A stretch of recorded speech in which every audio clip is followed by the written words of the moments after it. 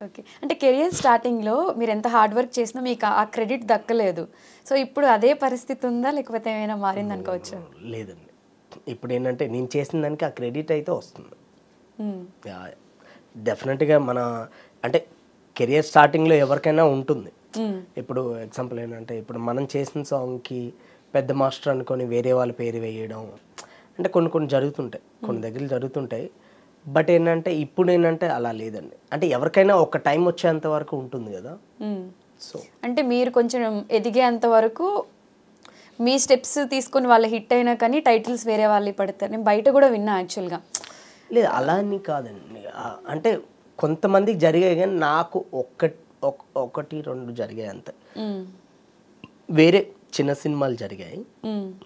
వేరే చిన్న సినిమాలు అలా జరిగాయి. దాని తర్వాత ఏంటంటే కొంచెం తర్వాత ఏంటంటే ఎవరి పేరు వేసారో ఇప్పుడు వాళ్ళకన్నా ముందుంది.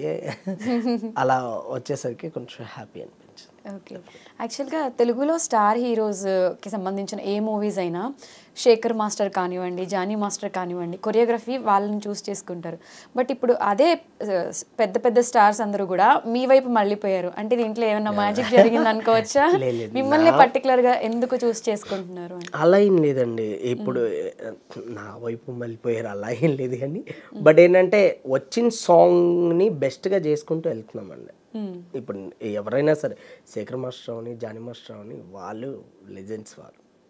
యాహ్! ఓకే. సో, మా సీనియర్స్ వాళ్ళు. సో, డెఫినెట్‌గా వాళ్ళ ఎలా ఫాలో ఈరోజు అంటే తెలుగు ఇండస్ట్రీలో ఇంతకుముందు ఏంటంటే డాన్స్ మాస్టర్స్ అంటే తెలుగు వాళ్ళు ఉండేవారు కాదండి. హ్మ్. వాళ్ళ నుంచే స్టార్ట్ అయింది. హ్మ్. శేఖర్ మాస్టర్ అవని, గణేష్ మాస్టర్ అవని వీళ్ళ నుంచే స్టార్ట్ అయింది. సో, మేము దాన్ని ఇంకా ముందుకు తీసుకెళ్ళాలని అనుకుంటున్నాను అంతే. ఓకే. యాహ్!